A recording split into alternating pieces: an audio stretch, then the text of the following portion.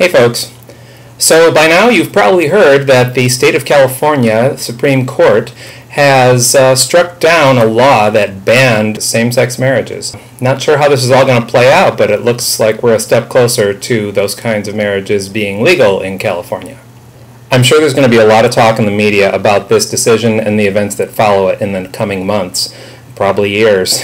And in addition to the news accounts of those events, I wanted you to have one other perspective. I'd like to talk to you about my California gay marriage.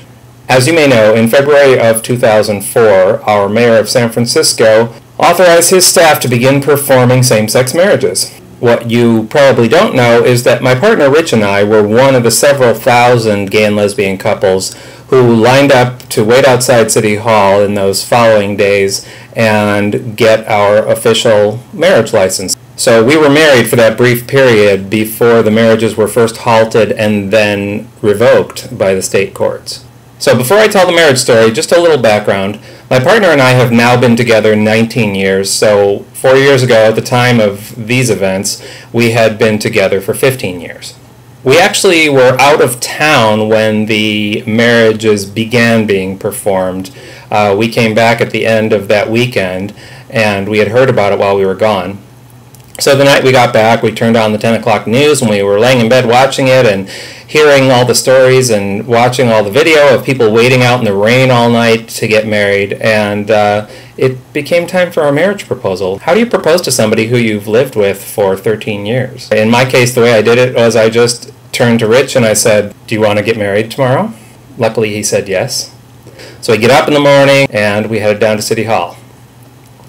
Just the few hours we spent waiting in line were an amazing experience. First of all, we were lucky. We got down there about 6 o'clock, and we ended up being ninth in line. So from the moment we got there, we were pretty convinced that we would get in and would be married that day, which was really exciting. It was this really great community spirit.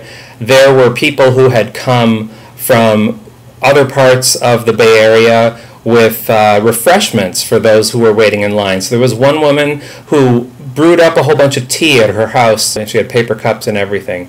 And then later in the morning, someone else showed up with a whole big jug of coffee. What we found out from the people around us in line is that we were rookies. We were youngins.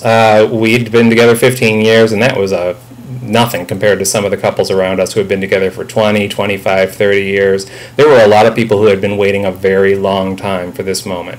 And honestly, Rich and I never thought we would live to see this day. I mean, we just didn't think that this kind of change would happen quickly enough for us to see it and for us to participate in it in our lifetime. But there were other couples there from various places like Portland, Seattle, LA, and there was even a couple that had flown in from Ohio because they wanted to be married.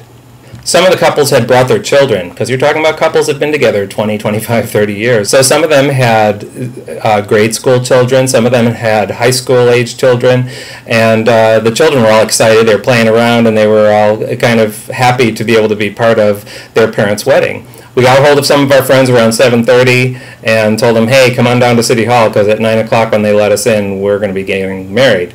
So 4 of our friends ended up coming down and being at City Hall, and 2 of our friends actually made it into City Hall where they were able to stand and witness our marriage vows. The couple in front of us in line didn't have anyone to serve as witnesses for them, so we agreed to do that for them, which was really special. And we've actually kept in touch with that couple ever since. In fact, the 4 of us went out to dinner 1 year after we all got married as an anniversary dinner for the 4 of us. One really beautiful tangent that had happened. That night that we got back from our vacation, I had been going online looking for anybody talking about these marriages, and I found a discussion of it on LiveJournal where people were talking about what can we do, from various other parts of the country, what can we do to support this? And somebody hatched an idea to send flowers to City Hall, instruct that they be handed out to any of the couples who were waiting there in line. So it became this huge movement. Some people found out the addresses and phone numbers of various flower shops in San Francisco, and so there were dozens of people from around the country who were calling these flower shops and ordering flowers to be sent to City Hall.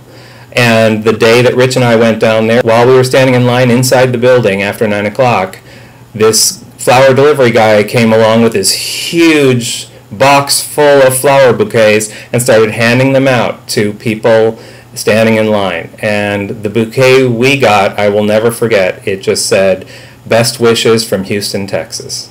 And just the thought that there were people all across the country who were watching and who were ecstatic to see this happening. So when we finally got through and got our marriage license, it was just this surreal document to look at. I mean, this thing that we just never thought we would have as long as we lived.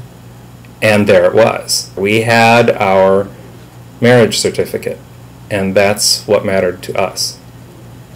So a few months later, the city sent us a letter, and it was saying that because our marriage had to be nullified by the state, they were going to refund our marriage license fee. But they gave us an option. We could either just have a check sent to us, or we could donate the marriage license fee to Equality California, which is a organization that had sprung up that was fighting in the legal system to preserve equal marriage rights for same-sex couples. Of course, we chose to have the city send that money to Equality California. So, what does this court decision mean to me? Well, I want to be able to legally call Rich my husband again. We have an amazing piece of paper hanging on a wall in our house, and no matter what, we have that, and I'm proud of that. But I can't legally call him my husband. There are sentimental reasons for wanting to be able to have your marriage recognized by the state. And I'm not talking about religion. No particular religion needs to be forced to accept this if it's against their beliefs. These marriages don't need to be performed in a church if that church does not agree with them. But I think our civic institutions, our city halls, should be able to perform these marriages, and I think the rights that our federal, state, and local governments give to married couples should be conferred to same-sex married couples as well. There are many of these things that are not equal when it comes to gay and lesbian marriages. For example, if you are a gay or lesbian couple and you own a house together, if one of you passes away, the surviving partner has to pay inheritance tax on the half of the house that the deceased partner owned. So if I were to pass away, then Rich would immediately have to pay inheritance tax on half the value of our house. So in addition to losing me, he could lose our house as well. Now this doesn't happen to heterosexual couples. My sister, if she were to pass away, her husband would automatically inherit their home because they are legally married under the federal government. That's the kind of equal right that we want to have access to.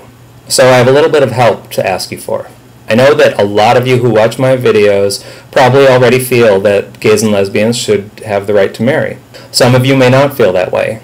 I'm hoping that hearing my story will help open a few minds, will help people rethink their positions, whether it be you or whether it be the next time someone you know starts railing against gay marriages. Maybe you'll have, through my personal story, something you can tell them that might be more meaningful to them than just reading about some unnamed, unknown couples on the news.